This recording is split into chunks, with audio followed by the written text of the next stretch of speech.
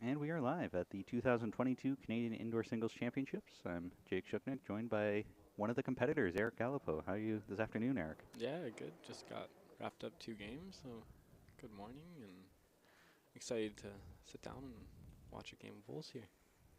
Our feature match here is between Linda Ing of BC against Lois Koss of Saskatchewan. It should definitely be exciting. Linda's pretty much locked into the playoffs here, so should get a good showing. So Linda's using the green bowls. They just wrapped up the first end of the first set. Looks like Linda's probably taking a 3 here is what that looks like from my point of view. Yeah, great start there for Linda. Definitely how you wanna start a game. Her record is 4-2 at the moment. Her only 2 losses were the first day against Jan Robinson from Alberta and Bobby Jean Charlton in a tiebreak from BC. Whereas Lois Koss is still looking for her first win. She's played Manitoba, Alberta, Janet, Alberta, BC, so only one more game after this today, and then tomorrow morning they have one more then too, and then they'll be done. And for the men, there's one more game tomorrow morning before we get into the medal rounds. Yeah, so the week's coming out to a good week, coming out to a close. Indoor singles is obviously a long one. It's a marathon, not a sprint. So it's good to see the results coming in. So this is the first time you've played at the indoor singles, right? No, this is my second time. Last time would have been in 2017. I think my record would be pretty similar. What is your record at the moment? 4-6 right now. Dropped to Haren, Pat, Jerome, most people actually. 2 today to, who did I play today? You played John, I think? Yeah, John McDonald and Allen. Those are the 6 losses 6, I've got. there you go. So looks like the scoring page hasn't quite been updated yet, so I'll need to check that later to see when results go live to get up-to-date stuff. But for the women, it's going to be live because they haven't played anything yet today. Yeah.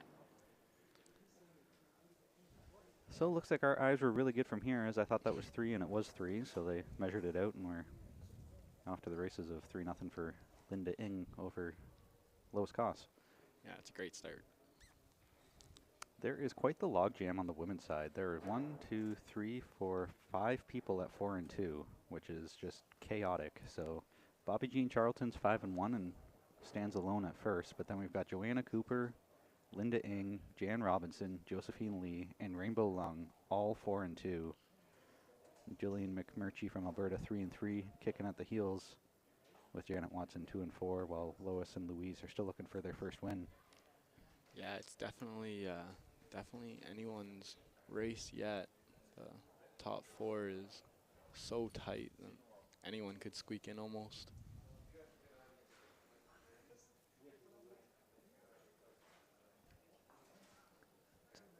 Interesting. I started the stream late so I could go and tell the marker to stand on the right side of the rink so that she wasn't in front of the camera, not the other end. But now here down at this end, it looks like she's still on the right side of the rink, but it's backwards. So I might need to go and just jiggle the camera a little bit because I could probably move the camera from here, so I don't need to ask her to move. Let me see what I can do. Yeah.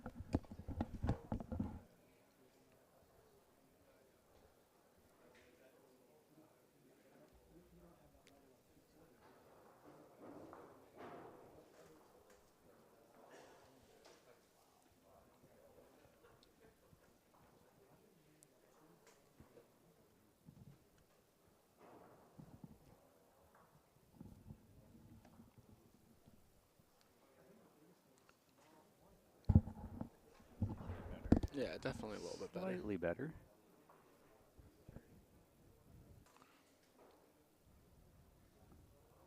If it gets too bad, I'll go down and talk to her halfway through the game to ask her to move.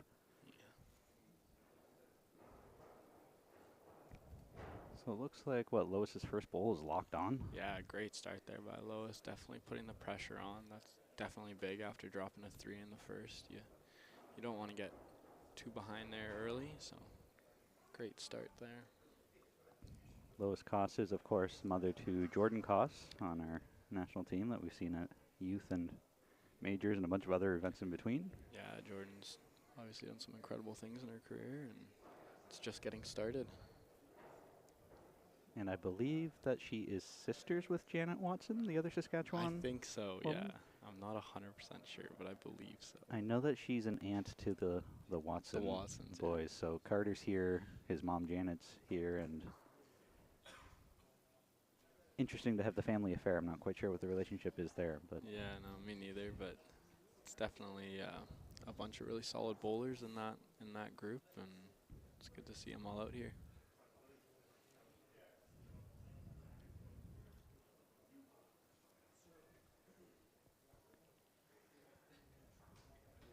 so her third bowl right back to the center line. All three of them are pretty close to the center line. Yeah, building a good caterpillar. How challenging has it been this week for you playing out here after playing outdoor greens all year? We don't really have something like this back in Ontario. Yeah, obviously it's a big adjustment from back home in the outdoor surfaces. And bowls are going to react different. The speed's crazy. You're using usually a different set than you're using back home. So definitely takes some getting used to. I was fortunate enough to come a couple days early to get some practice in. I think that's very helpful. Anyone who is coming out to the qualifiers next year, you're definitely going to want to show up a couple days early and get some bowls down on the green. Mm-hmm.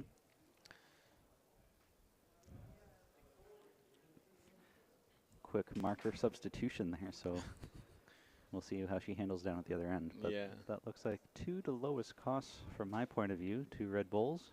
Yeah, it's a great answer after dropping 3 in the first end. Definitely don't want to let it slip away too far. How difficult has it been for you playing sets versus playing to points? Because I know that in Ontario local tournaments, there's not very many singles tournaments to begin with, but the ones that are usually points and not sets. Yeah, I definitely think sets are tricky. You can get your momentum going, and all of a sudden you got to reset and start over, and it's you get some interesting plus minuses from it. I'm definitely more of a fan of 21 up. But yeah, it's different. You gotta stay on your toes the whole game. You can't really take any time off. Yeah, it's definitely tough. Do you think that playing more sets play back home would have helped in preparing for this, just to get the mindset right? Or do you think it doesn't really matter once you hear you're just playing bowls? So me and my dad practice a lot. In our practice, we actually do play a lot of sets play, just kind of for prep for this event, because like you said, there's almost nothing at home that's set play. I don't think kind of you got to be able to reset. So that's probably a skill that needs practice, and you can have a great set, just beat someone by 10 shots, and then it's back to 0-0, and you got to be ready to go again. You can't take any time off. So yeah, you really need to. I think practice is more events in that format would be great. But I am more of a supporter of 21 up. So I think I'm more a fan as a player. I like the points game too, just because I find it a little bit easier to carry the momentum forward, keep going without having to reset. It's weird to say that the 10th end, time to reset. yeah, 9 end sets, so it's absolutely, end number 10. absolutely. Are you a fan of the respot that they use here? I do. I prefer the respot over dead Dead ends? ends. That is kind of a strange thing. I think most people prefer the dead ends. I do really enjoy the corner respots though. The side ones, yeah. Yeah, was it 3 meters up and a meter out to the side? Yeah, for PBA, yep. Yeah, I think that's a great way to do it. Your back bowls have to be a lot more. Specific? They have to have some intent to them. You can't just throw them back there and it'll cover. You gotta know what side the jack's gonna kill on, and Mm-hmm. it'll be on these on these end greens like 1, 3, 4, and 6. Mm-hmm. It'd be really hard getting to that one Yeah. respot. But Yep. You got one hand to play to get there, basically. yeah, but I think that's a great challenge, and it really adds another aspect to the game, I think. I tend to agree. I think I enjoy respot more than dead ends, but I think having 3 makes it a little more strategic. You're not just chucking a back bowl for the sake of having a back bowl. You have to have like a purpose to it. Yeah, Still forces you to be able to read ahead to know which way the jack's going to kill, for sure. which I'm surprised how many people haven't developed that skill when I play in local tournaments, that they still have absolutely no idea where the jack's going to go if it gets hit, which I guess is a skill to develop, but Yeah, I think that's probably just getting experience at the highest level, and or playing with somebody who does really understand the game that can kind of show you along. Yeah, definitely shot calling is something that at the local level needs to step up a little bit. so Linda Ng holding one, playing a position bowl to go back to the tee, but a little too heavy, so just ended up with best back. Little trail on here for 2.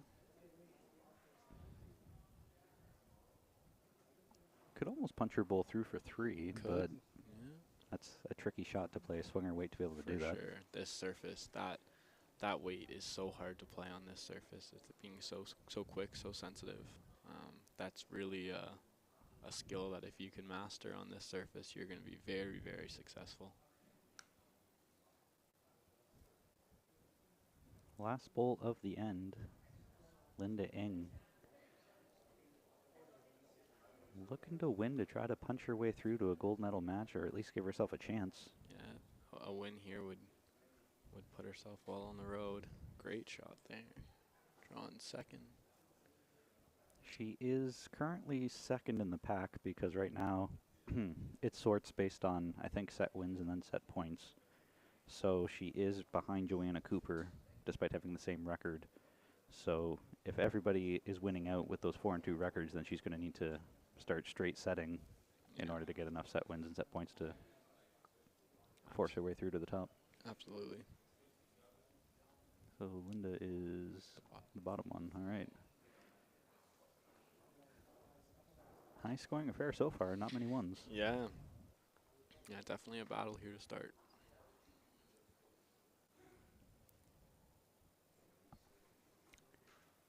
Do you have a favorite rink here? After playing so far this week, you played on every rink, I think, or close to it. Yeah.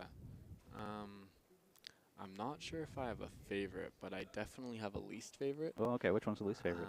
It would either have to be right here, probably 6 right here in front of us. Yeah? I think the far right? Yeah, the ditch side, I find it a bit stickier over there, probably a yard or so slower than the other hand. Oh, okay. Also, you get in that. Unfortunately, there's all these watermarks on the carpet now, and your bowl can kind of get stuck up there, and it doesn't move very much when you get up there. So I found 6 being really tricky, as well as 1, the very first rink. Mm-hmm. It's pretty tricky as well on that ditch side. That's interesting. The local BC folks told us after the flooding a few years back, the end rinks didn't quite recover as nicely. So yeah, you can definitely tell when a bowl gets up in that water line, it has a really hard time getting back.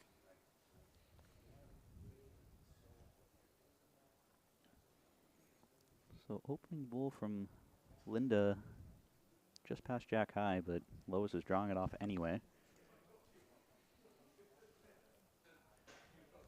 Looks like Lois grabs the first bowl there. Rink next door, Bobby Jean got off to a quick start, but Rainbow countered, so that's a crucial game. If Rainbow can win, it brings Bobby Jean down to the rest of the pack, but if Bobby Jean wins, then she's basically punched her ticket through to the gold medal game, more or less. Yeah, that's definitely a very important game over there. 2 very talented bowlers.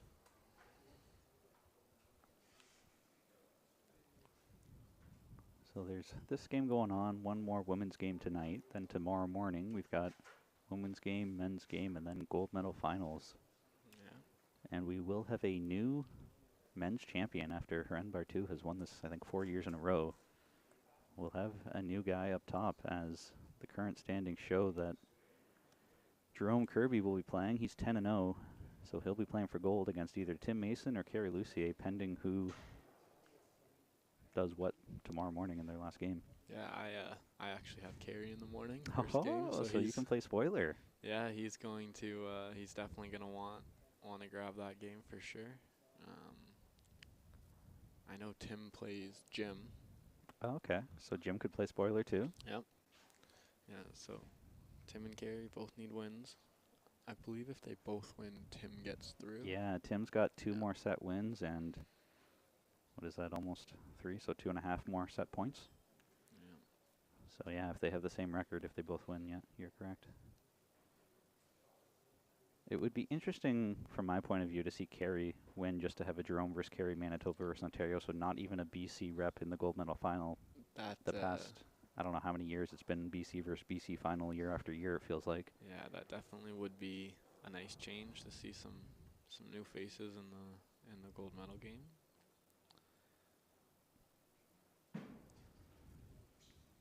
I think going into this year, the field was just so incredible. You thought it was probably bound to happen. There was going to be a little bit of a change this year. That's interesting. So before the event started, Heren was talking to me about the amount of practice, and so the first time, not the first time, he's won this like 8 times, but the first of the 4 pack that he's done so far, I think he had 1 loss, and then the next year he had 2 losses, and the next year he had 3, and so Yeah. he said he was on a downward trek, but Yeah. this year he was practicing a bunch going in, but I guess the competition here is too tough that it didn't matter how much practicing he was doing, as he won't be able to defend his crown. No. Yeah, the field at this event just is incredible.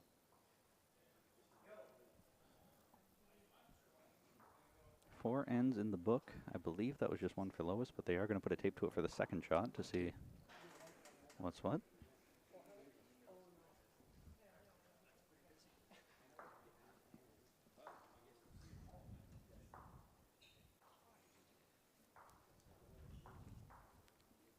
Rainbow looks like she got another end off Bobby there. It was 4-2. I think it might be a little different now. Yeah. So 4-3 or 4-4 even. On our right, Joanna Cooper is up 7-zip over Janet Watson, so she is eager to try and force her way into the gold medal match. Yeah.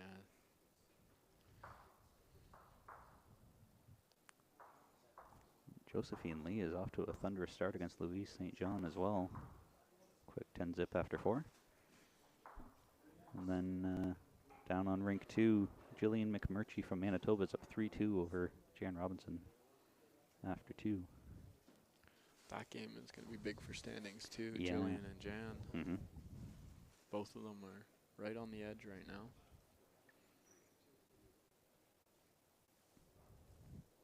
So that was actually another point there, so it was 2, so that'll make it 5-4. We're having a close game here. 5-4 after 5? Yeah. After 4. After 4, yeah, Playing playing 5.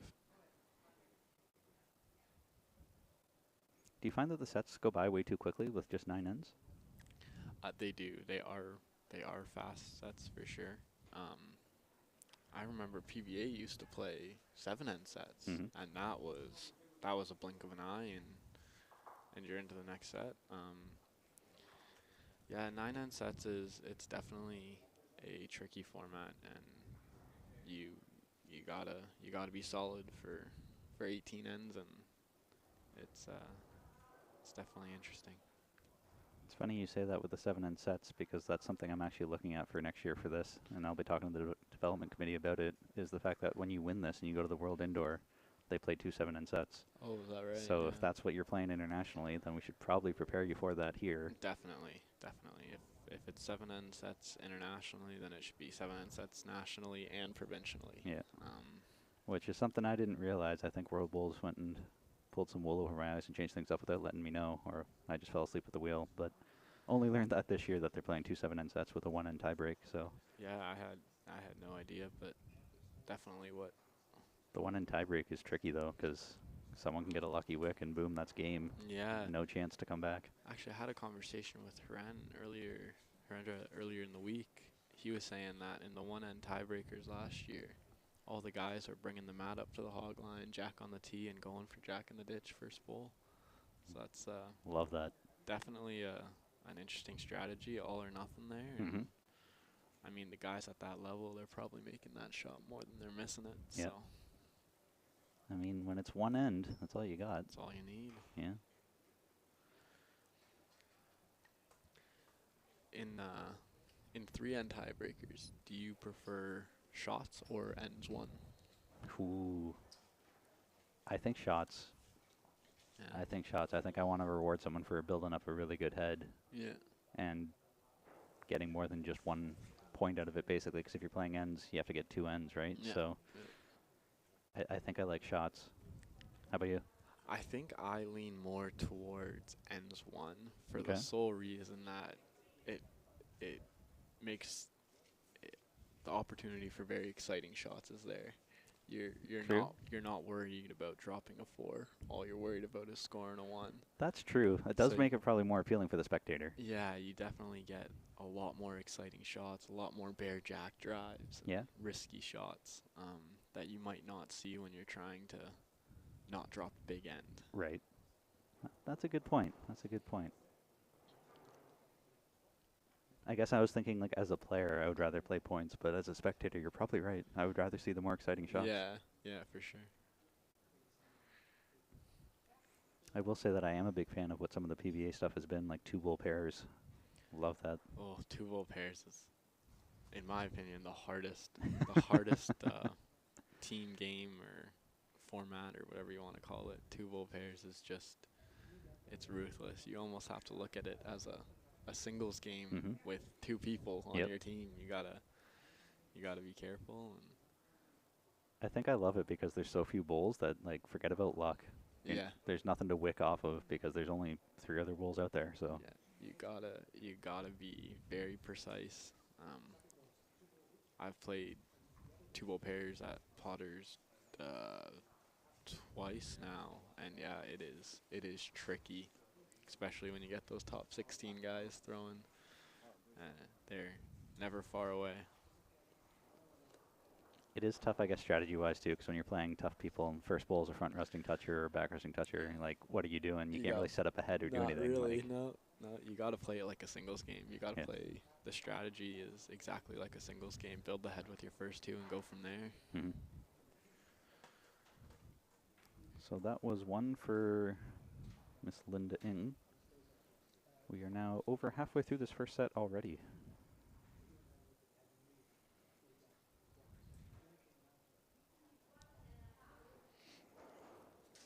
John Seitman tuning in says, agreed, Eric. I've always hated the points in tiebreak as you're always in it.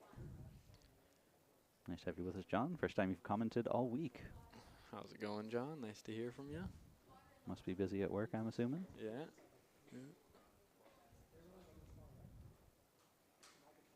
So 6-4 for Linda after 5. 4 ends to go. What do you think would be a good time limit for 7 end sets, though? 7 end sets. That's only 14 ends. 14 ends. It definitely couldn't be more than 2 hours. A game. Yeah, I was going to say like an hour and a half, because that means 45 minutes for 7 ends. Yeah, that seems long. I mean, when you go 9 end sets, you'd go a 2.5 hour timer. Or 2? I feel like probably 2, to be honest. I was banking on 2 hours here, and it's probably been like 2 hours 15, so Yeah. kind of close. Tough to say, because I don't really know how many games are going to tie breaks either, right? So Yeah. I am all for shorter times for games. Definitely get the pace up and.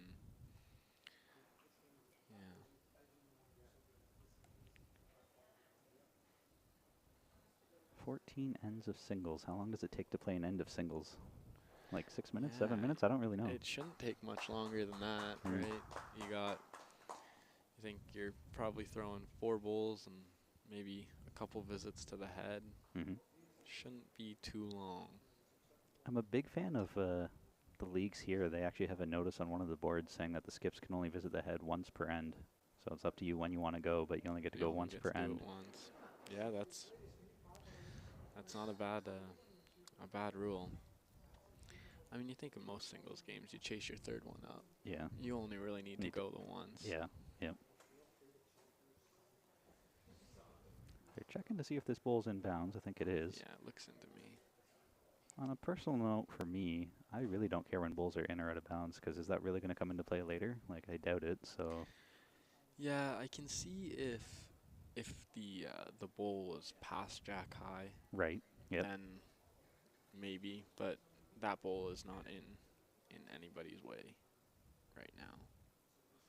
How good is Linda's caterpillaring after locking her first one on and getting a toucher? Second one, not Not terrible. Pretty solid. Still a little gap there for a bull to go through. I would expect Lois to try to follow her down and maybe rest her through. Grab the jack, do something. Yep. Yeah, that last bull made the target a little bit bigger. Looks like she's just running through. Yeah, touch on the high side for that kind of weight. Yeah, not a bad home though. Right on the tee. Yep. And flop.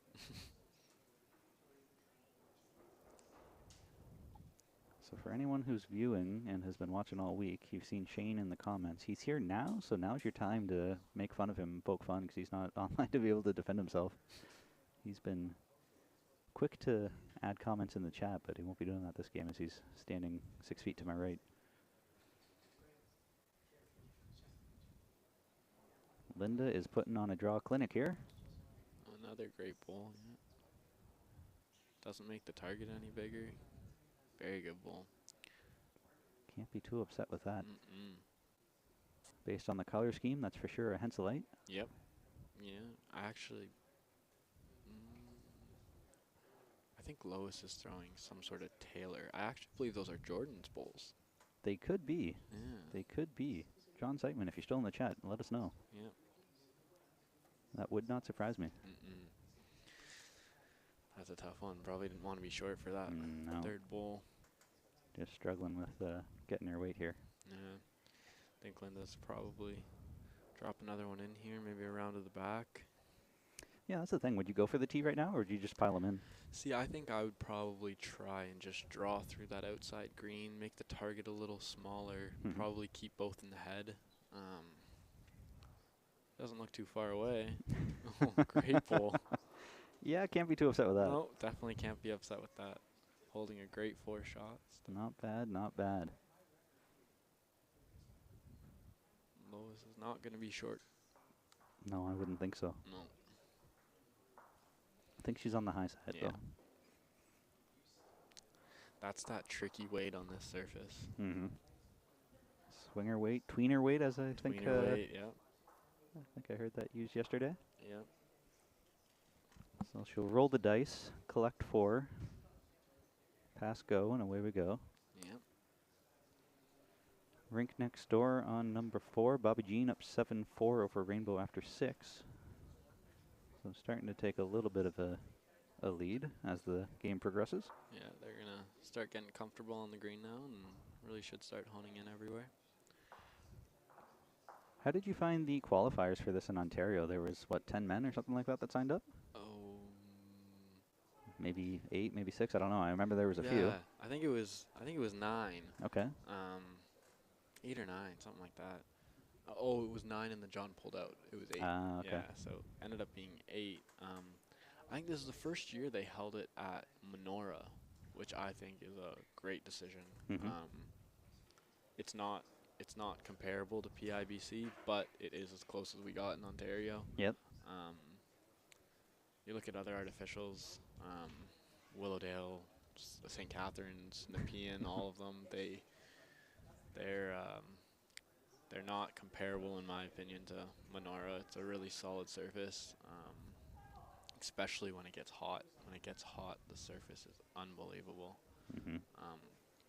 Hopefully, the new surface going down at James Gardens this year will be good and manageable and comparable to Menorah. But yeah, I thought it was a really good event this year.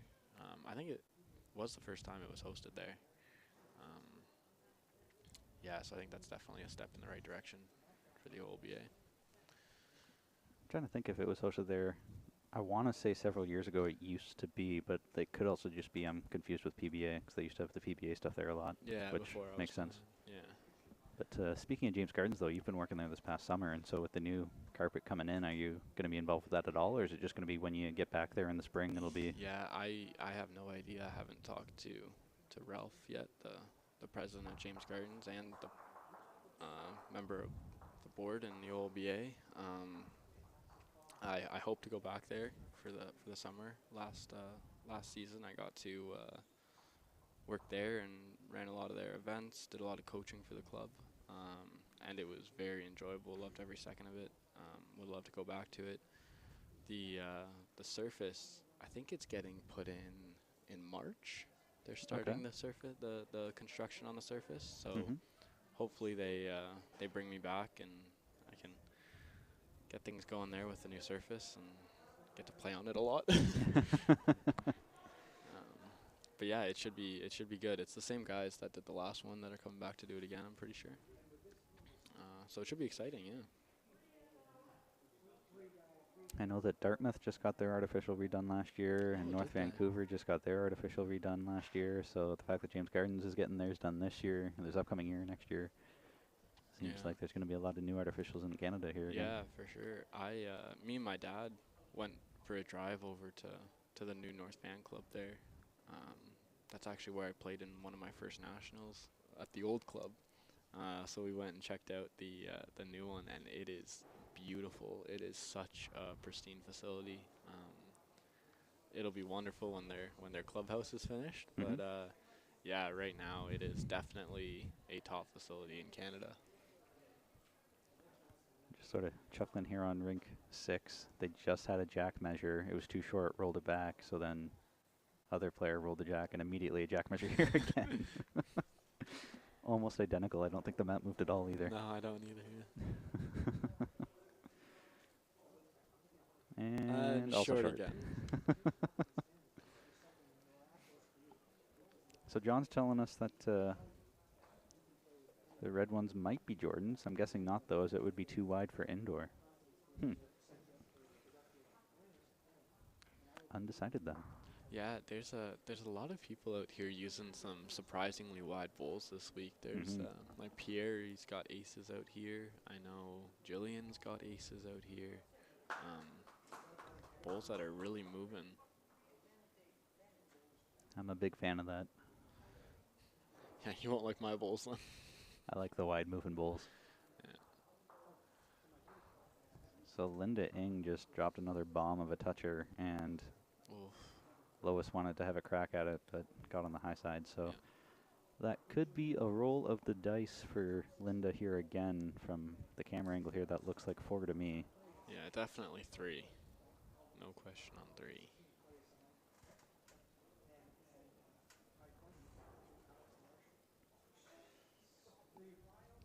So after 7 ends of play, looks like Linda is going to be running away here. I don't know if it's possible for Lois to even come back. Yeah, that's it's not gonna be possible for her to come Yeah, back. 1, after. 2, 3. Taking a look at the 4th one. Linda might want to have a measure on it just in case she cares about plus minus, No. as she's fighting for that positioning. Yeah, they decide on 3. So 13-4 with 2 to go. Yeah, 2 ends to go. This one's this set's out of reach for Lois now, but I think it's important even when you're not possible to win the set, you still gotta keep that focus, and you can figure out a length that you can go to for the next set and Mm-hmm. reset, get ready for it. And this is the big advantage of set play, that she's losing this set pretty good, but in 2 ends it'll start over and 0-0.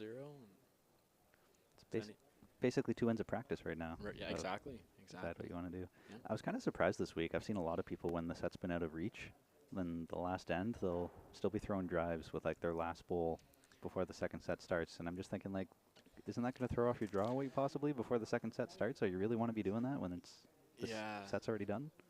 it's a little interesting. Sometimes you see that probably want to just find a weight that you're comfortable with and get that consistency. Find something in your delivery that was wrong or something. But you see a lot of guys do that in trials too. Yeah, throwing Like drives on the trial bowls. Their last trial Yeah. bowl they'll drive, and That confuses me too. yeah, it makes it interesting to see how their first bowl's gonna be. 'Cause Mhm. the last bowl they threw is a big Yeah. drive.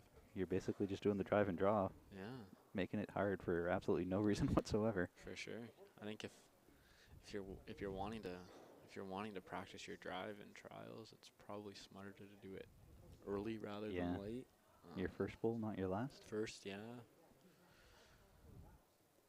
I do like what Steve and Dave do, Steve McCarran and Dave Anderson, for their trial bowls, because they usually have one or two where they try and draw the back corner and test the out of bounds marker lines just so they can see what that's going to be like in case the jack gets chipped over there. Absolutely. So they try to learn something besides just the normal draw lines that everybody's going to be playing. Yeah, they have a very good routine, and they've been playing together for longer than I've been alive. So they've definitely figured it out, and it works.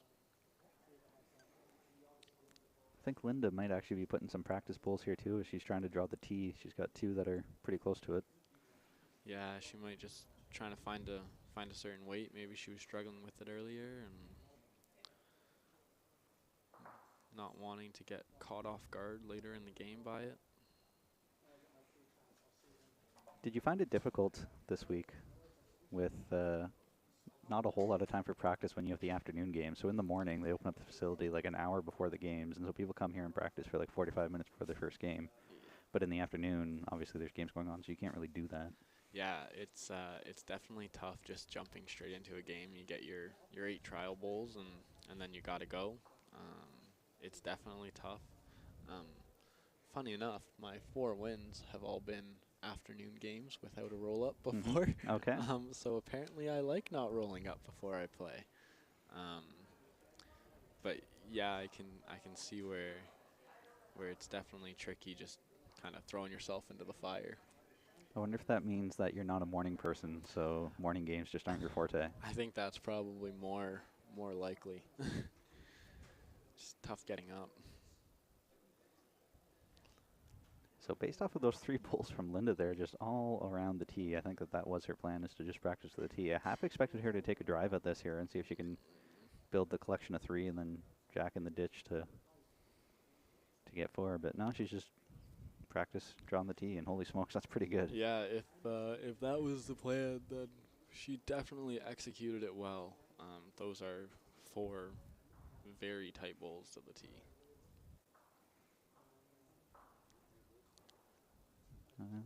It's going to be a very long measure if they are going to put a tape to this, as Yes. Linda's closest is pretty far away. That could be 3 for Lois, maybe, question mark? Yeah, it's a bit hard to tell from up here with them being so far away. It's definitely 2. Yeah, for sure. For sure, too. I think you can kind of use the dots to tell sometimes. Oh, yeah, that's a good idea. Like the top red definitely isn't in. No.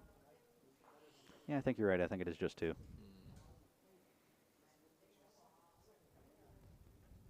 Circle around, take a look.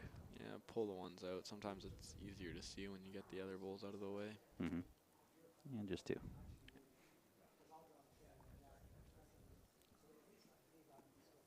So last practice end.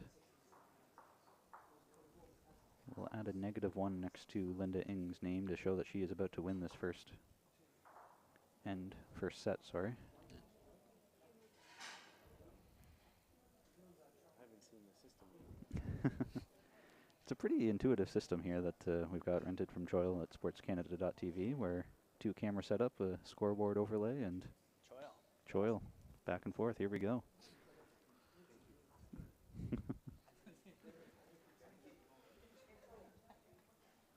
So with the score being 13-6 at the moment, that's a 7-point differential. So we'll see if Lois adds a few more to tighten the difference before the set is done, or if Linda will just keep trucking away and draw into the tee. Looks like it's a meter and a half from the tee, probably. Yeah, about that.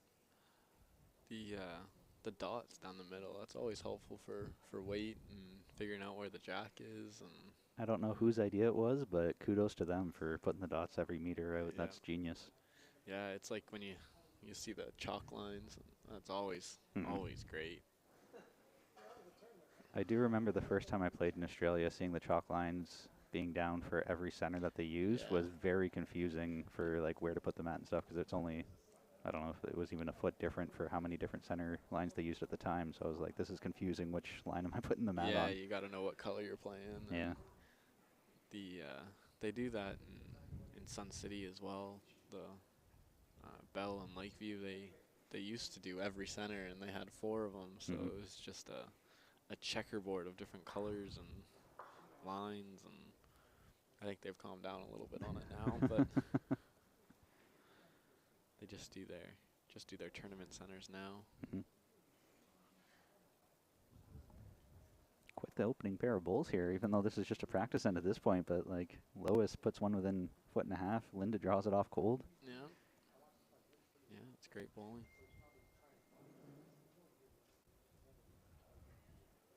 So you played in this before. Does that mean this is only your second time to the PIBC then? I have stopped by. This is my second time playing in the events. Mhm. I have been here a couple times when the juniors were in North Van Okay. way Yeah. back when. Just stopped by and threw a handful of bowls just to see what the surface was like. And then also the year before I played in my first indoor singles. I was going over to Glasgow to play in the WIBC U25s. We came here for a week first just to get some practice on a surface that was similar to what I was going to be playing on overseas. So this will be my fourth time here then. Fourth time here? Yeah. Bill McCollum says, "Hi Eric, good to hear you commentating. How does it feel going into the last day in spoiler role? Still motivating?" Question mark. Oh, absolutely. It's a great tournament, and you gotta stay focused, and you gotta stay working hard the entire way through.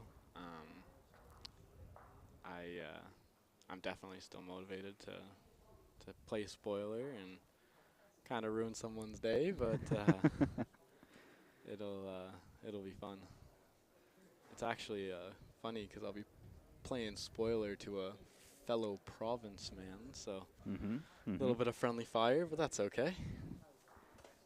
It's funny how that happens because we have something in our draw policy that says for all of our other events, if you're from the same province, an A and a B team, you have to play in round 3 because they don't want any funny business going on. Last game of the round robin of an A team just purposely losing so the B team can make a gold medal game or anything like that. Yeah.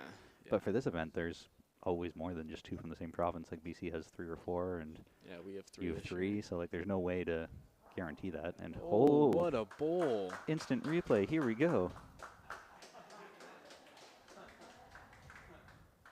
Smattering of applause. Check that out. Wow, Bingo. what a double! Split them away. Split. The seas parting. Lois Koss, welcome to the game. How do Great you do? shot.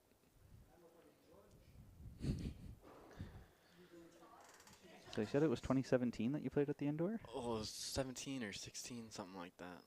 Just look and see if I can find some old results here to see what your record was there, to see Haren- how it compares to here. Haren won it, so. Well, I mean, he's won it 4 years in a row, though, so that doesn't really narrow it down for me much about whether it was 19, 18, 17, or 16. It wasn't 19. It was 17, Oh, so you 17. finished 6 and 5. Yeah. 18 points, 7 set wins, 8.5 set points, though. Same record as Josh Cameron, who has now emigrated over into Alberta. Yep. I remember my highlight of that tournament was beating Derek Dillon. He's a fun guy to beat. Highlight of everyone is to beat Derek Dillon. I love that. I think every time I've seen him since that day, I remind him about it and make sure he remembers it. Captain Corduroy, the head coach for Team Alberta. Yep. The Australian turned Canadian with a delightful mustache. Yes. Yes, Derek is awesome.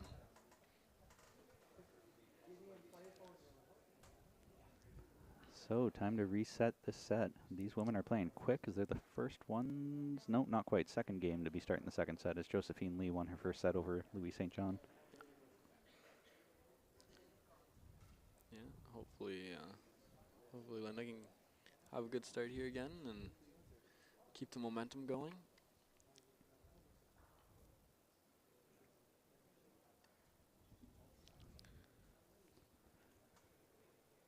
Looks like an amazing game over there on 2. 4-5 after 7.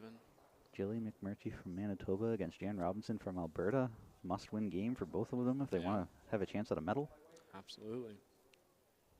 Linda What a Ing start. here to play. My goodness. It makes it so hard on the other person when they're just locking that first one on. It's almost like a gut punch. You feel it. It's just, ah, damn. When I was talking last game with John Spears, who's one of the coaches here in Alberta that's been in charge of coaching for years beyond count, I asked him, would you rather have the mat or take the hammer? And he said he'd rather take the jack for sure. Oh, absolutely. You're in the same boat. You'd rather take the jack? 100%. I will always take the mat if I win the toss. There's just something deadly about playing your length and locking that first one on. It's so hard to beat when you can consistently do that. Mm-hmm. Lois set it up here with really good position for her first bowl. That's a very good spot to end up. Good place to be. Linda, ideally you'd probably want to match it, and she's in the ballpark. She's playing it very well in the count and behind. Oh, that's very perfect. Good bowl. Gotta be happy with that. I think with the jack this far down the green too, it'd be a hard jack to kill to get to the respot. So you're probably okay there. In the ballpark. Mm-hmm. Trying. Just gonna spring it. Oh, she's got it. Just wow. Tapped it a little. Probably got second out of it. Mm-hmm. Interesting to give that a little more separation now. Might be a little bit easier to draw it on the other hand, but I don't know if she's going to switch hands on her third bowl, try to draw that off, because it is only an inch difference. Yeah, I think I'd be switching hands and even maybe getting a little bit aggressive, red onto green. Mm-hmm. Great option. I don't know if you can tick the jack on the way by, maybe kick it out to your back bowl. So you mentioned earlier that playing that tweener weight is really hard here, playing a swinger. So in Ontario, I would absolutely just play 6-3 through the head into that and get something. But for sure. But here, that's really hard. So you sort of have to decide: are you going to drive at that, or are you going to draw? What are you going for? Yeah, I did say that tweener weight is really hard, but that's probably what I would be playing here. I'd probably be trying to just, if I was Lois, just try and jam that red through and maybe grab the jack.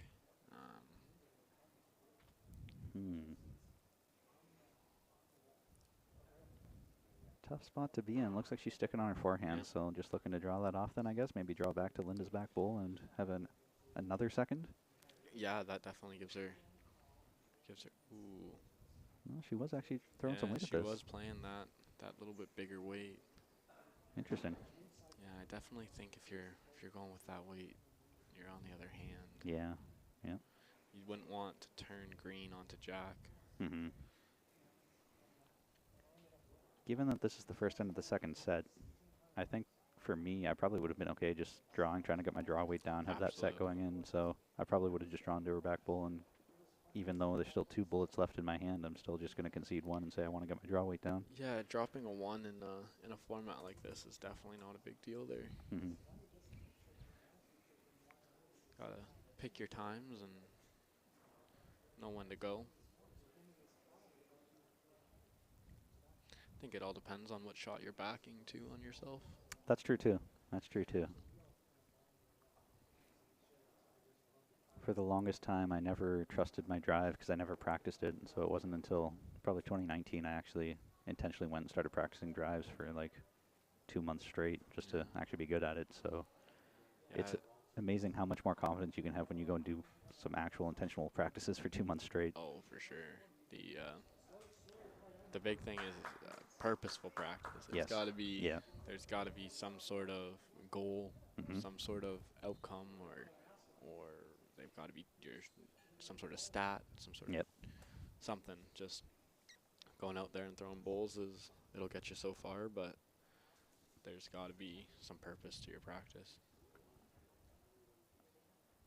I remember I brought my notebook with me, so I kept track of my own stats as best I could, even though it's really hard to do that by yourself. And if you can have an assistant, it makes the world so much easier. But I used my notebook and compared myself week after week, month after month. And after a while, I also had my wife come out and videotape me so I could actually watch to see if it looks the same. And if it doesn't look the same, what am I doing differently? Oh, for sure.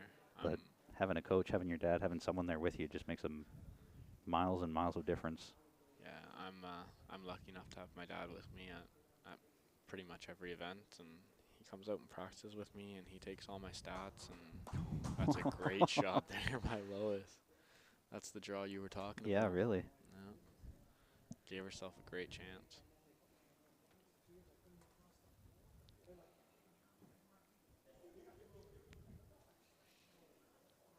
So with your dad keeping track of stats for you after, well, I guess during every game this week, is it going to be immediately after each game that you go and look at the stats, or is it like after the event you'll just sort of decipher all the content? Usually we'll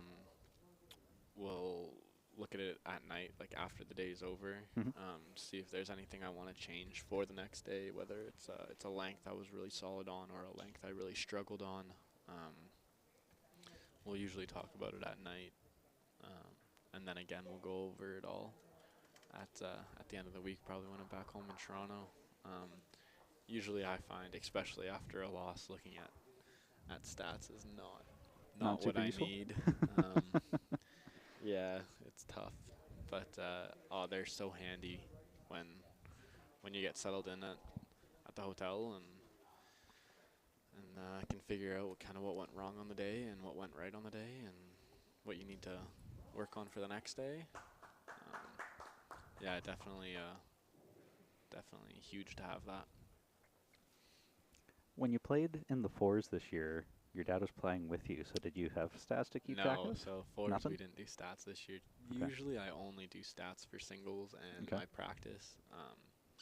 I find it tough when you're in a team game. You kind of want everybody on the same page, and having like one person doing stats and the rest of the team just kind of throwing their bowls is, I think, a little tricky. So I tend to only do my stats on singles stuff. That is fair. Linda's first bowl's coming up a touch short and a couple feet narrow. Yep.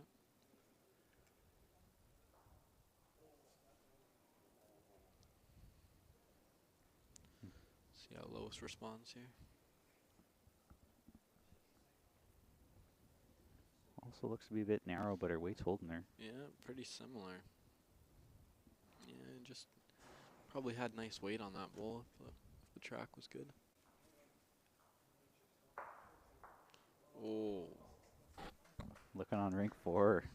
Dang.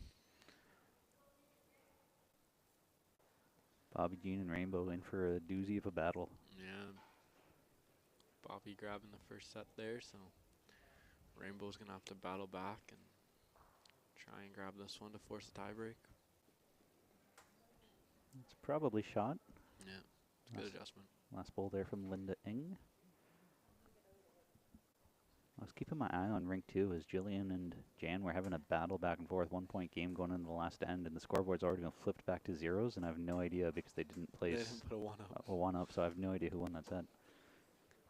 I'm gonna guess Jillian did, just by the amount of bowls that bowls? are there right now. I That think makes Jillian sense. threw first. Yeah. So I would guess Jillian got that set.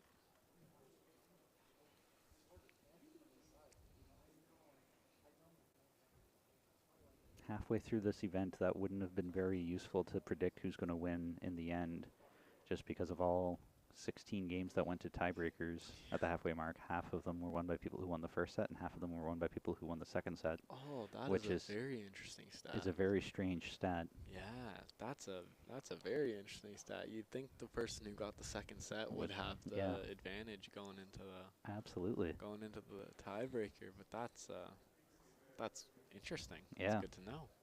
Shout out James Rimmer for running stats on sending them to me halfway through the event. Good on him.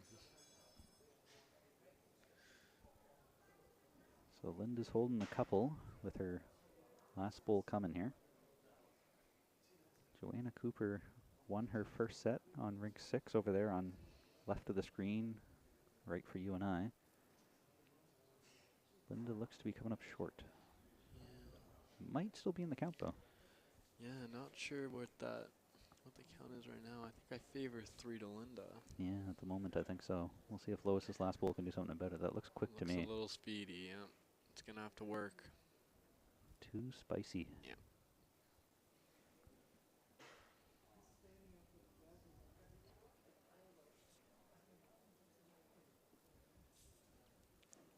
So with the long winter coming up, do you do anything bowl specific or bowls related at all? Because in Ontario, there's really nowhere you can play, not much you can do.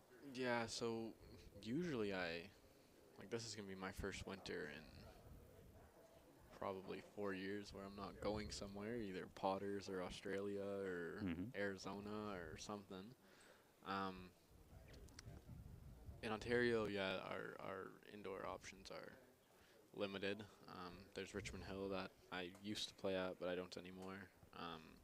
I do like all of my indoor in Ontario at Newmarket. Mhm. It's just a little 60-foot, 2-lane club. Um, it's okay. It's definitely not this. Um, I also have a hallway in my house with a carpet Yep. that you don't learn anything, but you don't like see your bowl go all the way down. But I just throw into a pillow and Mhm. kind of keep your delivery somewhat fresh. Mhm. But other than that, I think this winter's probably going to be pretty quiet for me, which is definitely different. It is so hard for me, from my job perspective, just because working with all the other sports in Canada, and they typically like to do something called a yearly training plan, where you plan out someone's entire year or even multi-years. And when you talk about ebbs and flows in bowls, there's also ebbs and flows in your training calendar. And usually you sort of build your way up to a high performing event, whether it's nationals or internationals or whatever, and then you take a bit of a break downhill and you like regress, and then you have Yeah. a couple weeks off to just do nothing and relax, and then you start the training back up for the next big international event, and you sort of go up and down throughout the entire year. And it's supposed to be that you're only taking a few weeks off as a break, but for us in Canada, it's like here's a 8-month window where you're just sort of not a whole lot you can train, and even if you were to train, there's nothing to train for if you're not playing in an international event. Yeah, it's definitely tough, not having the indoor resources in Ontario. I think if like anyone who can get away for a month or a couple weeks in the winter just to get some bowls down and kind of keep your head in it. There's some great events in Arizona over the winter and in February and January. There's some awesome events down there. So I think anyone who can should be going down, and especially if they're trying to find some training in the winter, it's unbelievable bowls down there, and they're probably the best outdoor surfaces in North America. So yeah, you definitely love to see people going down for that, but it's definitely tough. People have jobs and school, and Mm-hmm. it's expensive, and Mm-hmm. yeah, it's definitely a tricky place to live for competing in bowls. Surprisingly, I did not expect that Lois Connor scored one there. I Oh wow! thought for sure Linda Yeah, I was holding a couple. was holding a couple, but Little ways away from us, I guess. yeah, I guess so. She really stretched the jack out here, going, I think T to T. I think T to T is right. Yeah.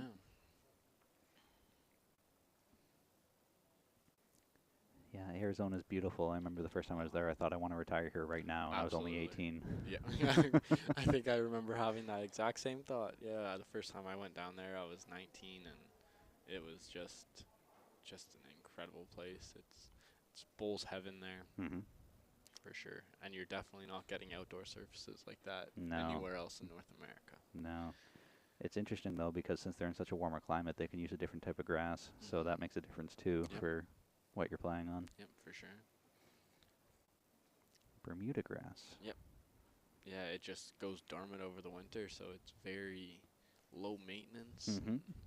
Almost have to do nothing to it in the winter to keep it absolutely pristine, which is just Crazy. incredible. Yeah. I'm also curious. I want to go to New Zealand so I can see their grass, because they use Coachella, which is like, It's like a palm leaf, isn't it? it's related to sunflowers, Yeah. the DNA makeup of it, which is just wild to me to think about. They're playing on like sunflower related plants. Yeah, that's definitely interesting.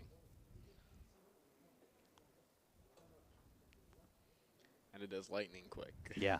Yeah. They definitely get quicker over there than even in Australia in some parts.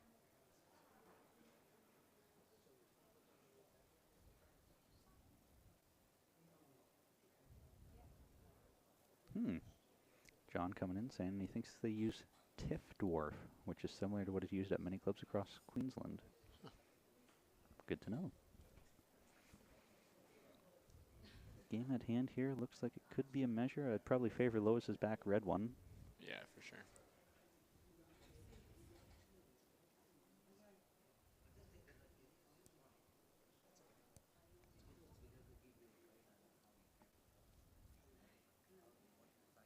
Gonna be close. See if all that practicing Linda did coming this way to the tee where she locked 4 on. Because now's the time to do it. Yeah, for sure. That's going to be, might be shot. That last ball might have just got enough of the red. You can move the scoreboard down a touch, get it off. Lowe's coming in with her final bowl. Looks like it's just going to slide through. Yeah, touch high, touch heavy. Not much at all, though. Wow. Good effort. Yeah, stays on the green. I do like this camera angle setup being high here behind because you can actually see all the way to the ditch board. Yeah. So everybody can see that. Down at the other end, we lose the last like 3 feet, so you can't see it on camera. Much.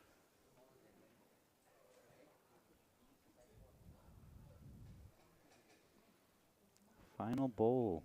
Wide open draw. Anything within 2 feet will get you shot. Yeah, just needs to throw on the brakes, drop the anchor. Should be good. Yeah, that should be good. Yeah. After a 1-1 tight start, Linda might be pulling ahead here a little bit. Yeah, looks like, well, we thought last one was a 3-2, so not gonna get ahead of ourselves here. Yeah, that's fair. This one's a little closer, little easier to see. Easier on the eyes for us. Yeah.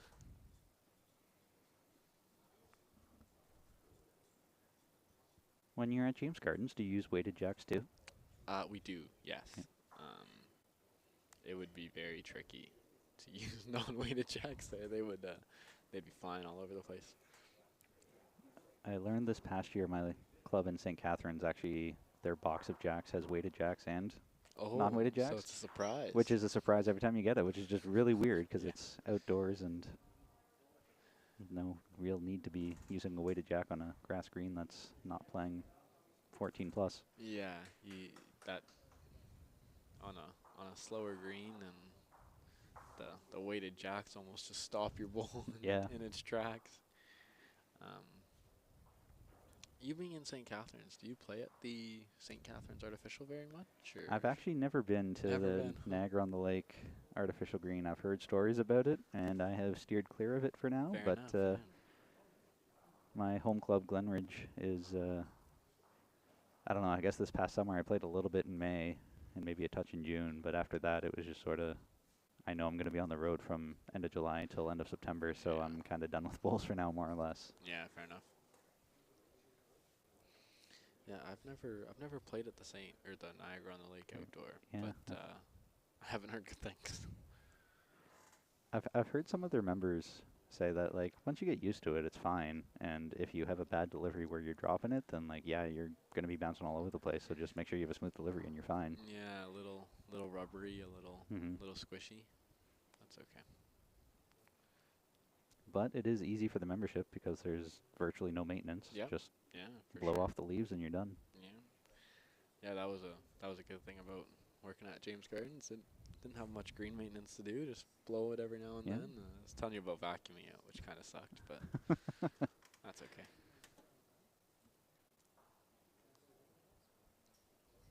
I actually get a lot of questions from town municipalities and even some members saying, is it better to have a grass green or an artificial green? And I try to be as unbiased as I can and say, here's the pros and cons to both.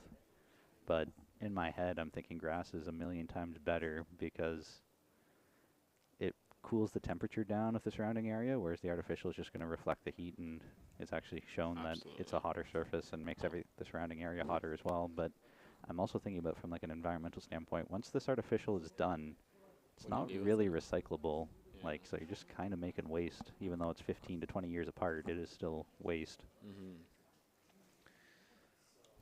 Yeah, I think it is very dependent on the artificial. Mm-hmm. I'm just looking at it in terms of a player. Yeah. It if it's a good artificial, then wonderful. Yep. If it's not, then usually it's not very enjoyable. But it goes the same way with grass. Yeah. Right?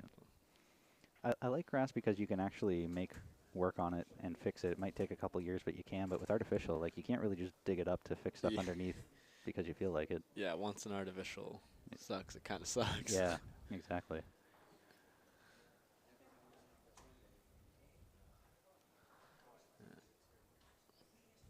So Linda's got a couple within 2 feet. Lois's first one, she's looking to make an adjustment on. Yeah, sometimes those bowls right in front can be kind of deceiving. Lose sight of the jack, don't know where it is, and looks like it was a good bowl there. Yeah, Could be. can't be too upset with that. I'm surprised that she was still able to just draw around that. Yeah. A lot of times when you have new players or less experienced players, they'll see bowls in front and immediately switch hands. But I'm wondering if maybe her first bowl she might think is in her draw line on the other hand. So Yeah. The greens also, they're already in the count. If you're crashing in on them, it's not the end of the world. You get a bowl in the head then that you can maybe work on after. So yeah, I think especially new bowlers, you don't want to be scared of that bowl in front. You can usually draw around it, or if it's already in the count, then no harm. It's also nice when you have maybe no idea on weight or you're struggling with your weight that you can then just play into it and not need to worry too much about your weight. Yeah, on this surface especially, you can play that kind of a little bit through weight and crash on one of those top ones. Your front bowl's going to roll through, and your shooter's going to roll through, and put yourself in a good spot. Lois was playing with a little bit of weight there, got a touch on the inside, but it was already in the count, I think, anyway, so it didn't really change much. Yeah, she definitely had a little bit extra on that last one. I noticed this when we streamed Linda's game earlier this week, that she holds it kind of funny, where it's almost like palming on the side of the bowl. Instead of like underneath, it's almost like... Oh. Yeah. Trying to describe this for the people. So normally you have your palm straight up facing the sky, but instead her palm drifts so that it's sort of facing to her left. Almost like she's trying to shake someone's hand. Shake someone's hand almost, yeah. Which is just I've seen a lot of bowlers use that grip. Bob Bester is the most notable that I know of that he does it too, and it's just the strangest grip to me. I don't understand how they're able to roll the bowl smoothly, cleanly, without crazy amount of wobble. Yeah, I have a hard time just with a palm grip in general. Getting, like, if I tried to throw a bowl with a palm grip, it's gonna wiggle its way down. I definitely keep the bowl right in the tips of my fingers, and that is the way we recommend it when we're running club coach workshops and you're coaching someone new, that it is fingertips is sort of the name of the game here. Yeah. There are those who can master the palm grip and do it well, but it's not the preferred method, not recommended, because there's too much that can go wrong. Yeah, the only time I ever recommend a palm grip, and that's because I do it, is when I'm driving. I roll back in the hand, drop the thumb, a little bit more control of the bowl. It's not going to slip off either side then. That's something that I also find kind of interesting, is that we don't usually teach people how to drive. Yeah. Like, you sort of figure it out on your own. Yeah. Yeah, there's definitely a couple things that I think are really handy tips when you're driving and should definitely be taught. The way I taught myself was actually just watching Bester's videos on YouTube to see what he does, because he does change his grip. Yeah. Which... Yes, he does. You need to go and look at that and see for yourself what's going to work for you and what's not. But I think you're right about lowering your thumb and trying to get more control over it is important, because just using your fingertips on a drive might not go over so well. Yeah, then when you're in the fingertips and you're throwing it pretty hard, you're definitely risking the bowl popping out over either side of your hand, missing high or low. I think just getting a better grip on your bowl like that is definitely handy. But if you're going to learn to drive from somebody, Bester's definitely one of the best to do it from. I remember when he was first practicing, experimenting, learning with that. We were part of a 5-pin bowling league in Walkerton, and so every Saturday morning is when the youth league was, and you would see him up at the front standing like 2 feet from the foul line because he would take the one step you do in lawn bowling. Yeah. But in 5-pin bowling, normally you're supposed to start like at the back of the lane and Yeah. run up. So it just looked very goofy at the time because everybody else is standing at the back of the lane. And he takes like one step. You're like, what are you doing? But Yeah. makes a lot of sense when you think about it as a lawn bowler, not a 5-pin bowler. Yeah, me and Dad in the winter one year went to 5-pin every weekend and one step and throw your drive, and that's how I practiced it for a little bit. Definitely not a 5-pin bowler, but just trying to square up the front pin, not Yep. trying to get strikes or anything.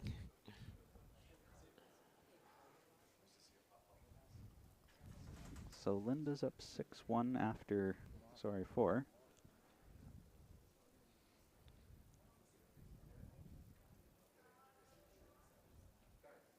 Yeah, 6-1 after 4. So 5 ends to go, up 5. Yeah, Lois is gonna have to start making some things happen here if she Mhm. wants to stay in this game. Don't want to leave it too many more ends, and she'll really be fighting for shots. You were correct with your guess on rink 2, whether Jillian or Jan won. They now have the 1 up to Jillian's name. Yeah, So she won the first set. yeah, that looks like it's been an absolute ripper of a game over there. Mm-hmm.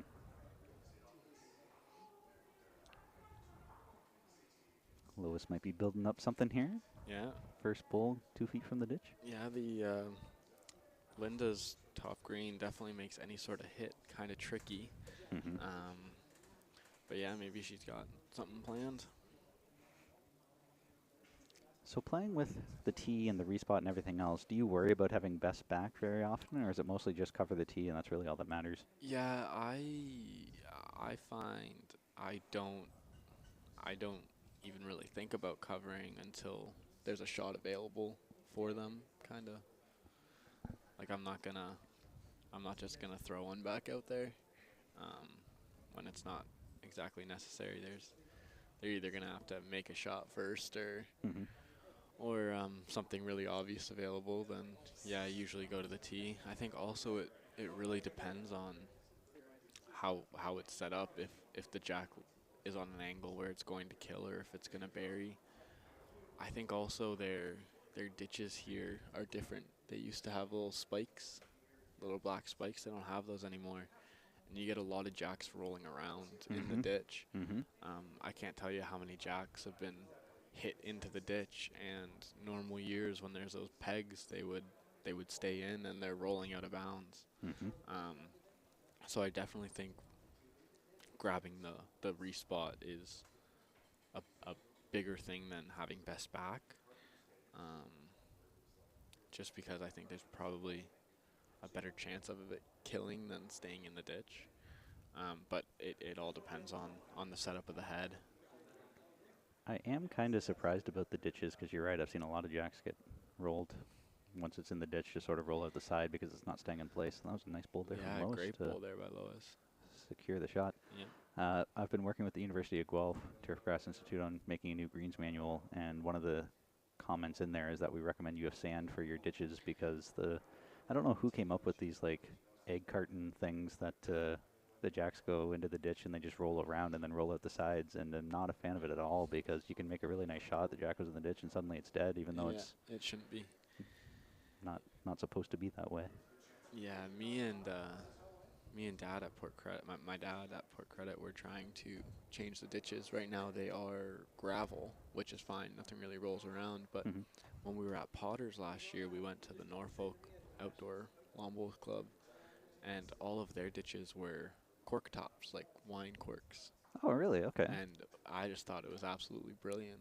Huh. So I think we're going to try and get that. Cork tops. Interesting. Yeah, so you kind of have to, like a layer of 2 or 3 Yeah. corks Yeah. all the way around your ditches, and Hmm. you're not going to get weeds in them. And Yeah. your only problem, that they said the only problem with it is when it rains. they float because the water fills up a little bit. But I don't think we would have as much of a problem with that here as they do in the UK. So they're not glued down or anything? They're just No, loose they're tossed just in? thrown in there. So every time you finish a bottle of wine, just bring your Just cork down bring and your chuck cork. it Yeah. in. I love that idea. No, That's it's genius. it's great. Yeah, I think it's a really good option. When with gravel and sand and stuff, weeds always grow, and you got to rake them and you got to clean them before. And I think just throw the corks in there and forget about them. I love that. Big fan. Yeah.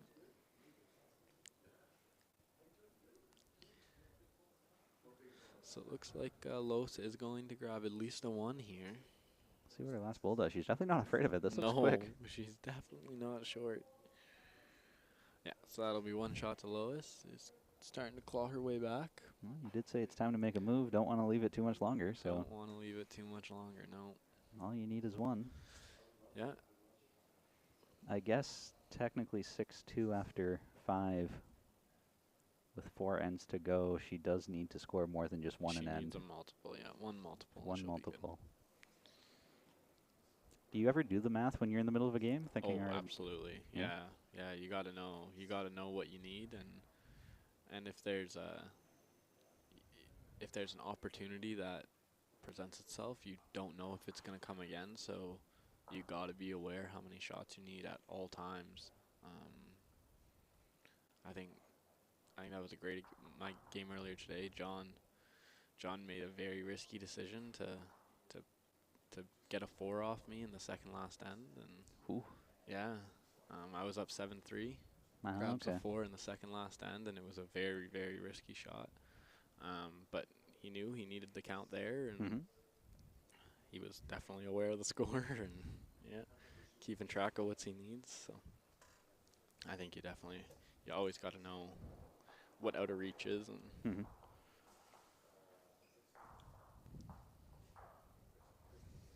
I find that I sometimes get in my own head when I'm doing the math in singles because I'll be thinking, all right, I just need to score 2 every end or 3 every end or 1 every end, whatever it is. And I'm starting to think, especially when I'm in the lead, like, all right, so I can't just give up 1s the rest of the way, or I can't give up a 2 and a 1 and a 3. And I start thinking about all the different scenarios of what I could or couldn't do. And so then I'm not even thinking about the game anymore. I'm thinking about all the different possibilities.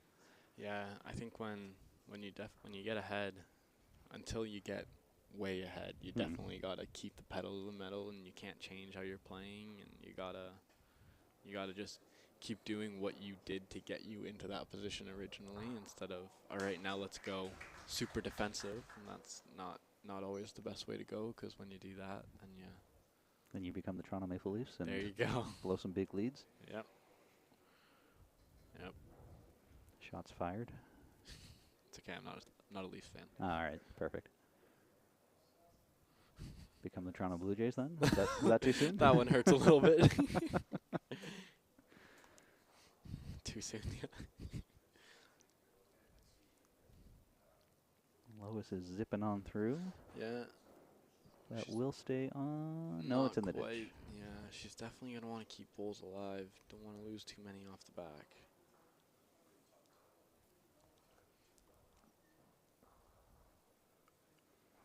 So I didn't realize that this event used to be 2 groups of 6, and you would play 5 games, top 2 advance, and you go crossovers for semis and finals, which used to be back in the day, apparently. I learned this last night from Doug Prop.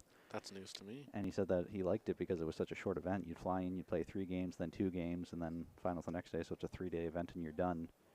And I thought that makes a lot of sense to me, actually, because some of these games here where if you're 0-7 playing someone who's 1-6 and you don't have a chance at making it, why are you still here? I agree.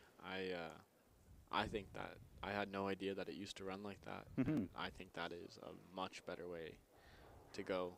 I find that it's you do get a lot of games that maybe don't mean as much, and it's great practice, and it's great experience for everybody, especially if they don't get to play on this surface very much. But yeah, I think you probably want to do everything you can to get as many meaningful games in, and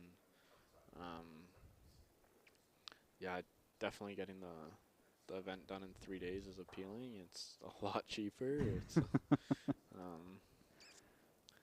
yeah, that's definitely something that should be considered to bring back. If we are able to get it down to a 7 end sets the way it's done internationally, then I have no qualms with playing 5 games in a day of like 2 men, 3 women, or Yeah. 3 men, 2 women in a day, because Absolutely. such shorter games. That's not Yeah. a big ask. So Lois just looks like she was attacking there. Got a little bit on the tight side. It's going to be really tricky now. No back position. Probably going to be facing down 4. She's out of bullets with 3 of them behind the ditch, so. Oh, I thought she had one more. Yeah, no, she's out of bullets, so this is going to be a roll of the dice for Linda, assuming her bowl stops on the Yeah. green, which it will. Is she going for the trail to rub She's salt got in the wound? trail. Salt in the wound. Yeah. Ouch. That's that makes it really tough on Lois now. 10-2 with 3 to play. Yeah, that's tough. Mm. That's tough. Kudos to Linda, though. That's been some good shooting. Can't fault her any for locking them in there with the way you should. Absolutely not. And I think she's picked up 3 4s, and the loosest bowl would probably be that 4th one there at 2 feet. Yeah, which isn't bad at all. Not So bad at all. got to be confident going into tomorrow's game then. So that's good for her, a confidence booster. For sure. Rink next door on number 4. Rainbow's taking a 4-3 lead over Bobby Jean after 4, so they're having a doozy of a battle. Yeah, that game is definitely one to watch. Bobby front knocker to bring the back 3 in too, or back 2 in. Wow. Yeah. Oh no, 3. 3, yeah. Looks like she holding definitely 3, maybe. I think tape she's holding for 4. Yeah. yeah. I think she's holding 4. This could be a massive end for Bobby. That is quite the wall, though, of Bobby Jean's It bowls. is. All 3 of them are like horizontal. Yeah. So anything to rest against Yeah, will for sure. cut him down. But Rainbow is Oh my goodness. drawing it clean. Draw shot. What a bowl. Wow. Clutch. Wow. That's unbelievable. That's probably. What are you talking about, pressure? Yeah, that's the game on the line, probably. Basically, yeah. Draws it cold. Down 4. I'll draw Very shot. Thanks. impressive. Didn't even need the wall either. I'll just draw it clean. No. So this is kind of surprising that earlier in the first set, when it was practice ends, Linda was able to pop all 4 on the tee like it was no big deal. And now that the jack's on the tee, her first one's in the ditch. Yeah, she dropped 4 bowls inside 6 inches of the tee. You'd think that she'd be looking pretty good here, but Leaving the door open for Lois. Yep. Lois is looking for 3 threes to round out this game to come back and That's a very good win start. it. So yeah, you got to be happy with that. I was gonna say, if you're gonna do it, that's how you're gonna start. Bingo. Not quite a toucher. No. Just breathed on it as it went by. Yep. What kind of an adjustment do you have, Linda, after rolling your first bull in the ditch? She looks a bit warm again. It's hard to tell with these bowls, I find, the way the color scheme is, that it looks Yeah. like it's wobbling to me, but it's actually just a reflection of the light, I guess. Yeah. Not. Where'd that finish up? It's not a bad second shot. Definitely an improvement on her first because it's on the green. Absolutely. I think it's a good home too. If you wanna switch hands, you got now the bull to rest on or the jack to kick over there. But you got another bomb coming in here by Lois. Lois Koss. Ooh. Ooh. Okay. Yeah, that'll work. That's. I see you, Lois. I think if you're Linda now, you got to be switching hands. So you Yeah. got Oh, yeah. 2 bulls to sit on. You got the jack to kick over to your own. Yeah, switches hands. So down on the backhand. So maybe Lois was just thinking, you know what? I don't want to actually start playing until end 6, set 2. Once the pressure's on, and I have to. Yeah, she wanted to give herself a challenge. Yeah, seriously. Just a bit high by Linda. It's another bowl for that wall to rest on and for her next one. I would almost be tempted to switch hands too here if I'm Lois, just to have stuff to rest on, even though, yeah, it's a little more risky. You don't want to move the jack at all, but. Yeah, it's that, or I don't know if you try and maybe trail the jack back behind the red on the hand she's playing. Yeah. It looks like the jack could sneak by and she could crash on her own red and be set up really well. Makes the target smaller. She's trying here. It looks like she's giving it a good effort. Lois Koss. I My just like the challenge, goodness. you know? Wow. Jeez, Lois. Holding 3. 3-3-3 will do it. 3-3-3 will do it. She seems pretty loose down there. She She's joking with does. Joanna, walking Yeah. back and forth, having Yeah. a laugh. Yeah, she's happy down there. See what this does. Looks closer. In the ballpark. Doesn't want the gap. Anything but the gap and you're good. Anything but the gap. Anything oh but the my gap. goodness. Oh. Lois, can you roll the dice? Draw for 4 here. That would definitely make her job a lot easier going forward. This is probably the scariest shot I find, though, I when you're holding agree. 3 and it's your last one. I Like, agree. She just made it 3 times. She should have no problem making it again, but it's always the hardest shot to make. I would so much rather be down 3. So much rather be down 3. Oh, whoa, Will it stop? I think Drop so. an anchor. Oh my goodness, Lois Koss. 4 shots. Welcome to the party. Well done.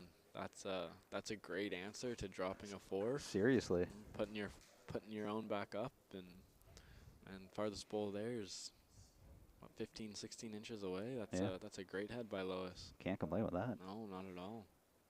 So really, now that she just needed the mat, I think we'll probably see I T think to T again. I think so. I think so.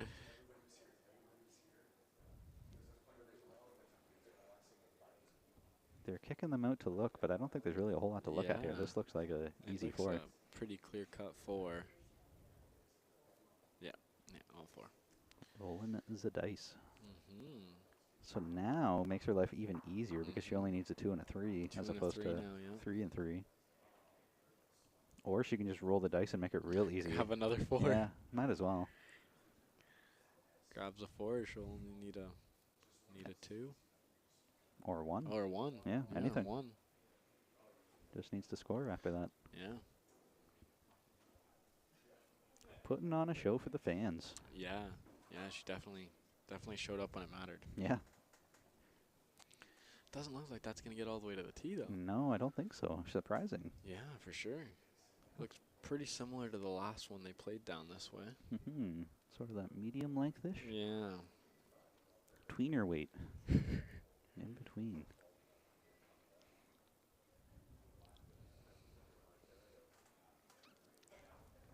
What kind of start do we got? Playing on her forehand. Will we be able to see another roll of the dice coming?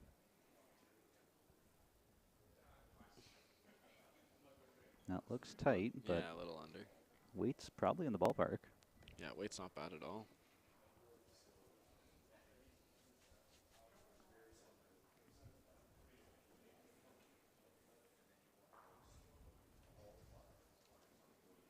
Maybe she just needed an end and a half to warm up to get loose. I found Set that and a it's half. a set and a half. Yeah, sorry. I find it so interesting to watch people get all tense and play terribly, but as soon as the game's out of reach, then they come alive because now they're loose. And so Yeah. staying loose for a game is easier said than done. But once you get loose, everybody plays better when there's Absolutely. no pressure on you. That's a good start there by Linda. Yeah, Linda doesn't want to drop another 4.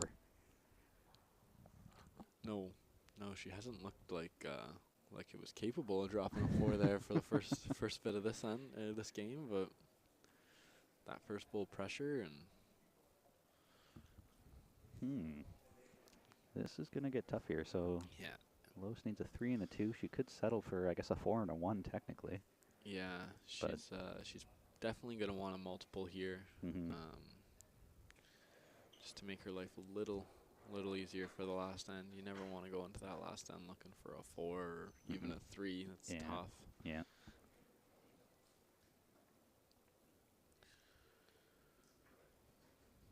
Linda's looking to caterpillar this. I think she's coming up a touch short, though. Yeah, just a bit under.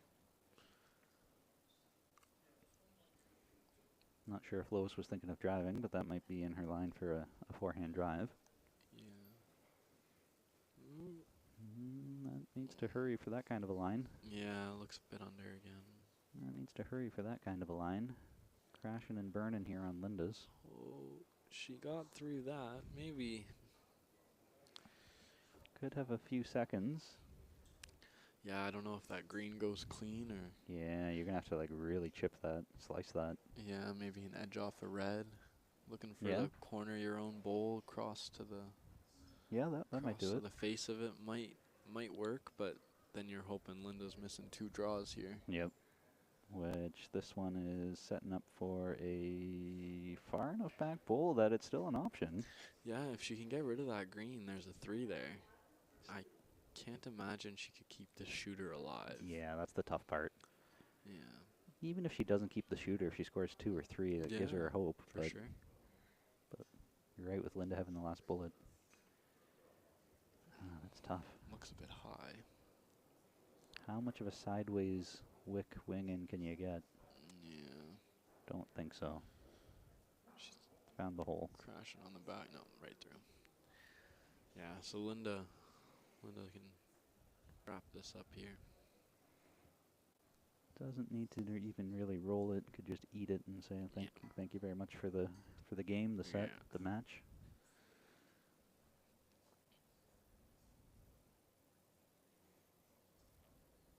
Eight ends in the book. Linda Ng picking up a point, maybe 2. And that will be the game just about. Yeah. One more practice end to come. Yeah. Probably just put this game behind her and focus on the next one. And So Joanna Cooper is about to win in straight sets over Janet Watson. So that'll move her to 5-2. She has the most set wins and set points of any of the women. Bobby Jean did win the first set, but is losing the second set 6-3 after 6 to Rainbow. So that could be bound for a tiebreak. Yep. Linda is about to win this game, which will make her 5-2. So she'll be just behind Joanna in terms of set wins and set points. Jan, I think, is up 5-2 on Jillian right now after losing the first set. So I think that one may be tiebreak bound as well. Josephine won in straight sets, so she's 5-2. So that means there are gonna be Joanna, Linda, and Josephine all 5-2. Sorry. Jan's actually up 7-2 7-2. Yeah. after 5, yeah. So that looks like she's got a comfortable lead over there and should be well on her way to getting that game to a tiebreak. That's actually wild. So if Bobby Jean loses this game, there will be Bobby Jean, Joanna, Linda, Josephine, and if Jan wins, Jan as well. So that would be 1, 2, 3, 4, 5 people tied for first at 5-2. That would be oh my goodness. Replay. I want to watch that again. Over on the left. Bing. Bing, bing. And I think that's going to be down 4. Yeah, that's 4 for Rainbow right there. 4 for Rainbow on an unbelievable wick from Bobby. Holy. Jesus. Wow. That was something else.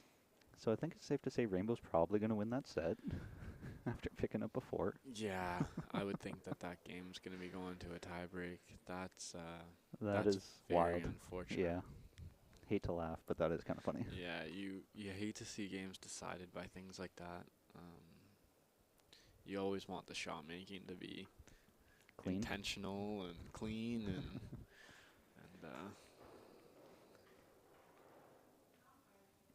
oh, they're measuring. Measuring for the third The and fourth. Third and fourth. That is probably, what, 10 feet away? 15 feet away? Yeah. It's pretty far. Well, I mean, it's 1, 2, 3, 4 dots, so 4 meters? 4 meters away. Yeah. They're going to be using the ditch measure for it, I think. Yeah. Get unraveling. Yeah. My goodness. Game at hand here as this game is done. Just hucking bulls for the sake of hucking bulls on the plus minus here now. Yeah. Yeah, they're just going through the formalities now. Yep.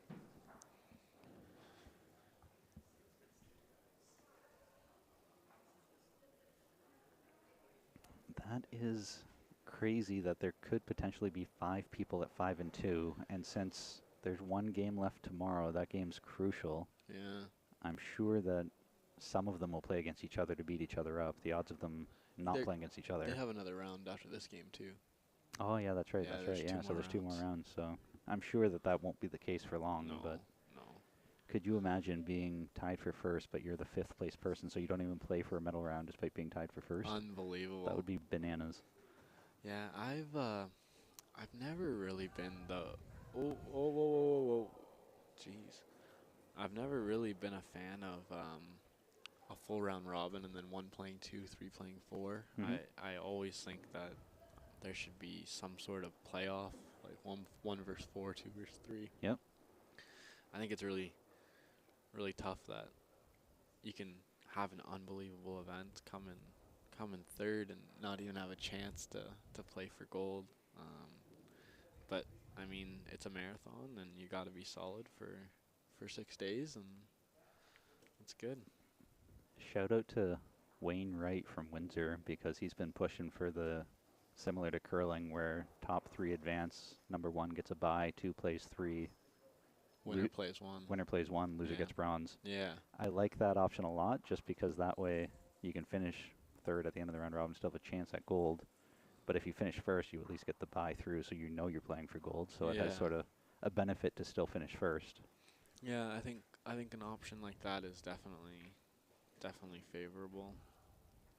You're gonna get like on this girls' side, you're gonna get a couple ladies who had outstanding tournaments and Mhm. aren't even gonna get a lick at gold. Yep. You could say it on the guys' side too. There's gonna be Yeah. guys that had a very, very good tournament, played 6 great days, and they're not even gonna have a chance. Mhm.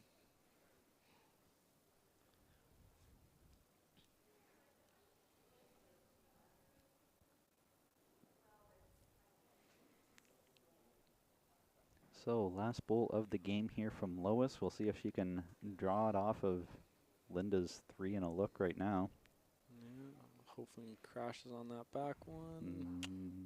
Nope. Just slips through, so it's probably going to be another 4-piece to Linda there. Mhm. Well, that is it. That's all. That's game. So we're done here. We will be back tomorrow for the gold medal match.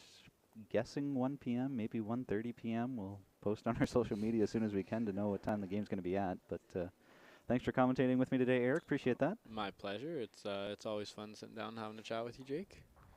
Best of luck with your game tomorrow. Thanks. Yeah, hopefully I can spoil some plans. All right. Thanks for watching, everyone. Cheers.